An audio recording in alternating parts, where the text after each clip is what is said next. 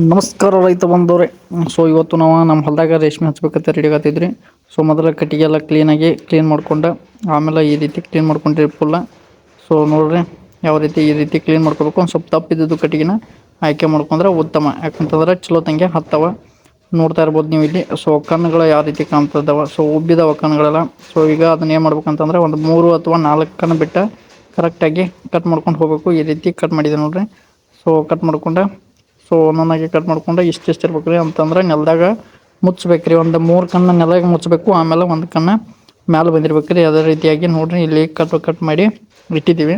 So ನೋಡ್ತಾ ಇರ್ಬೋದು ಈ ರೀತಿ ಕಟ್ ಮಾಡ್ಕೊಂಡ್ರೆ ಏನಾಕೈತಿ, ಸೊ ಹಚ್ಚಕ್ಕೆ ರೆಡಿ ಆಕೈತಿ.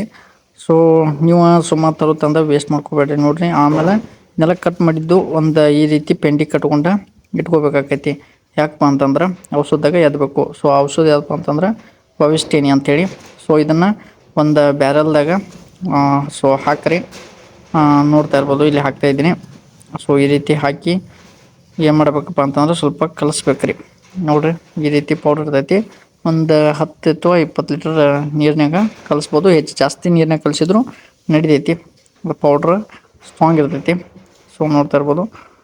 ಸೊ ನಾವು ರೈತರಿ ಬಿಡಂಗಿಲ್ಲ, ಆಕಿನ ಹಾಕಿ ಕೆಳಗಡಿಸಿ ಆಕಿನ ಚೆಲ್ಲೇ ಬಿಡ್ತಾನೆ ಗಪ್ರಿ. ಎಲ್ಲ ಔಷಧ ವೇಸ್ಟ್ ಆಕೈತಿ ಅದಕ್ಕೆ. ಸೊ ನೋಡ್ತಾ ಇರ್ಬೋದು ಈ ರೀತಿ ಎಲ್ಲ ಕಲಿಸಿ. ಸೊ ಇದು ಕಲಿಸೋದು ಯಾಕಪ್ಪ ಅಂತಂದ್ರೆ, ಸೊ ಏನಾದರೂ ಕೀಟಗಳು ಅಂತಂದ್ರೆ ಕಟ್ಟಿಗೆ ಒಳಗಿದ್ದಪ್ಪ ಅಂತಂದ್ರೆ ಎಲ್ಲ ಸಾಯ್ತಾವ. ಸೊ ಎಳ್ಳಾಕ ಸುಲಭ ಆಕೈತಿ. ಅದಕ್ಕೆ ನೋಡಿರಿ ಈ ರೀತಿ ಕಲಿಸ್ತಾಯಿದ್ರೆ. ಸೊ ನೋಡಿರಿ ಎಷ್ಟು ವೈಟ್ ಆಗಿತ್ತು. ಸೊ ಅದಕ್ಕೆ ಈ ರೀತಿ ಕಲಿಸ್ತಾಯಿದ್ರಿ. ನೆಕ್ಸ್ಟು ಇಷ್ಟೆಲ್ಲ ಕಟ್ಟಿಗೆ ಅದಾವೆ, ಇವನ್ನೆಲ್ಲ ಕಟ್ ಮಾಡ್ಕೊಳ್ಬೇಕು ಮೊದಲು. ಸೊ ನೋಡ್ತಾ ಇರ್ಬೋದು ಇಷ್ಟೆಲ್ಲ ಕಟ್ಟಿಗೆ ಕಟ್ ಮಾಡೋದೇನು ಬಾಳುತ್ತಲ್ಲ. ಸೊ ಕಟ್ಟಿಗೆ ಕಟ್ ಮಾಡಿ, ಸೊ ಈ ರೀತಿ ಕಟ್ ಮಾಡಿ ಅಂತಂದ್ರೆ ಒಂದು ಕಟ್ ಮಾಡಿ ಇದ್ರಾಗ ಎದ್ದಬೇಕ್ರಿ. ಸೊ ಒಂದು 10ರಿಂದ 15 ನಿಮಿಷ ಬಿಟ್ಟರೆ ಒಳ್ಳೆಯದು. ಸೊ ನೋಡಿರಿ ಈಗ ಒಂದೊಂದಾಗಿ ಎದ್ದು ಇದ್ರಾಗ ಸೊ ತೇಲ್ತಾವ್ರಿ. ಸೊ ಹಂಗೆ ನಾವು ಹೆಂಗೆ ಮೇಲೆ ಬಿಡ್ತಲ್ಲ ಹಂಗೆ ಕೆಳಗೆ ಹೋಗ್ತಾ ಇರ್ತಾವ್ರಿ.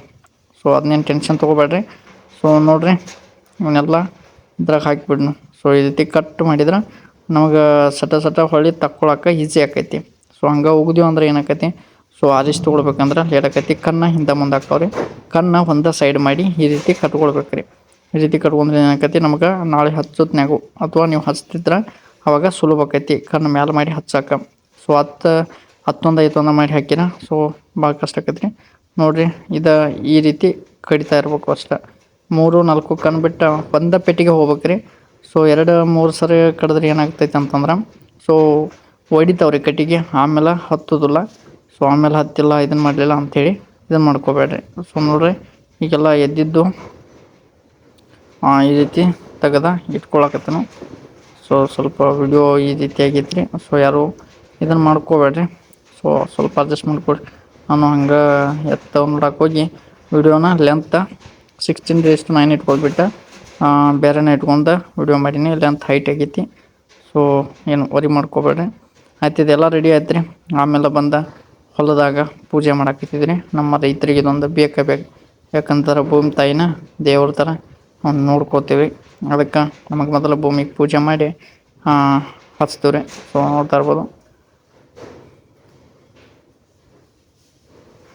ಓಕೆ ಒಂದು ಕಟ್ಟಿಗೆ ಮಾಡಿಟ್ಟು ಆಮೇಲೆ ಒಂದು ಸ್ವಲ್ಪ ನೀರು ಹಾಕಿ ತೊಳೆದ.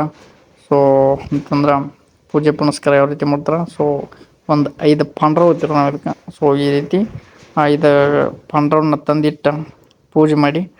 ಸೊ ನೆಕ್ಸ್ಟ್ ನಿಮಗೆ ಹೆಂಗೆ ಅನ್ಸೋದು ಅಂತೇಳಿ ಎಲ್ಲ ತೋರಿಸ್ತಾನು.